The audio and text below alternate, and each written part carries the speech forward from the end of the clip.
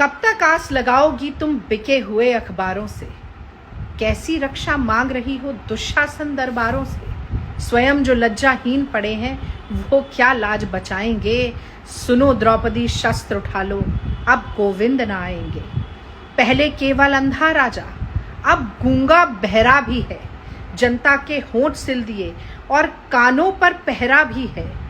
तुम ही कहो ये अश्रु तुम्हारे किसको क्या समझाएंगे? सुनो द्रौपदी शस्त्र उठा लो, अब गोविंद न आएंगे। इससे ज्यादा दुर्भाग्यपूर्ण और क्या होगा कि नरेंद्र मोदी जी के राज में ये कविता लगातार दिन ब दिन चरितार्थ होती नजर आ रही है। बहुत हुआ नारी परवार, अब की बार मोदी सरकार। ये केवल एक नारा नहीं था, ये आश्वासन था, ये भरोसा था नरेंद्र मोदी जी का इस देश की आधी आबादी, इस देश की बेटियों के लिए कि उनके सम्मान, उनकी सुरक्षा, उनके समानता और सशक्तिकरण के लिए मजबूती से काम किया जाएगा। और इस भरोसे की ही नींव पर सत्ता और सियासत की इमारत खड़ी की नरेंद्र मोदी जी ने, जिस पर आज उनका सिंहासन टिका हुआ है।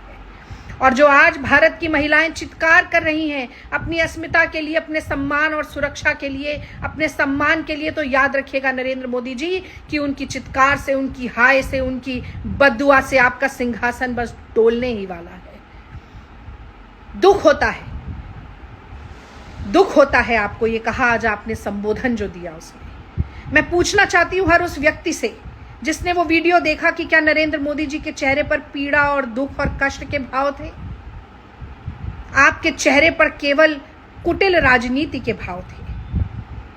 आपके मन, वचन, वाणी और कर्म में केवल ओछी राजनीति थी। जिम्मेदारी लेने के बजाय आप राजस्थान और छत्तीसगढ़ पर छींटाकशी करते रहे। मैं जानना चाहती हूं कि 8.5 मिनट की अपनी लफ्फाजी में जो आपने बातें कही, 1 मिनट का गंभीर समय आप नहीं दे पाए मणिपुर को।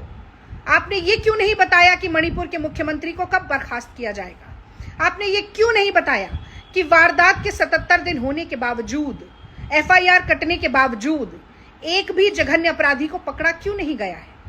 आपने क्यों नहीं बताया कि क्या कदम उठाएंगे जिससे कि मणिपुर की महिलाएं और देश की महिलाएं सुरक्षित महसूस कर सकें?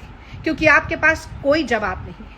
आप जवाबदेही के लिए नहीं आए थे, आप केवल सियासत करने के लिए आए थे। ऐसे संवेदनशील मसले पर, ऐसे जघन्य अपराध पर भी आप ओछी राजनीति करने से बाज नहीं आए नरेंद्र मोदी जी।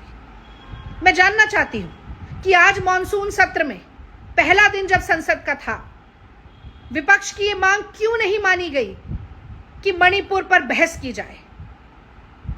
आज का दिन बर्बाद किया गया क्योंकि मोदी जी आप केवल मन की बात करना चाहते हैं। आप दूसरे के मन की पीड़ा कभी जानना नहीं जानते, ना जानना चाहते हैं। मैं जानना चाहती हूं कि आपकी वो 11 महिला मंत्री कहां चली गई? क्यों होंठ सिल लिए, क्यों मुंह में दही जमा लिया, जिनका ढिंढोरा आप पीटते हुए जा रहे थे? मैं जानना चाहती हूं मोदी जी कि इस देश की महिलाएं जब रो रही हैं, बिलख रही हैं, परेशान हैं, सवाल पूछ रही हैं, तो आप क्यों मुंह छिपाए हुए घूम रहे हैं? मैं जानना चाहती हूं कि बेटी बचाओ बेटी पढ़ाओ का नारा कब सार्थक होगा, और सार्थक कैसे होगा जब बेटियां बचेंगी नहीं? आज देश की जनता ये कहने के लिए मजबूर हो रही है कि बचेंगी बेटियां तभी तो पढ़ेंगी बेटियां। और मैं ये गुहार करती हूं इस देश के हर एक नागरिक से कि हाकिम को एक खत लिखना सबके सब, हाकिम को एक खत लिखना सबके सब, और उसमें बस इतना लिखना कि लानत है, लानत है मोदी जी, लानत है।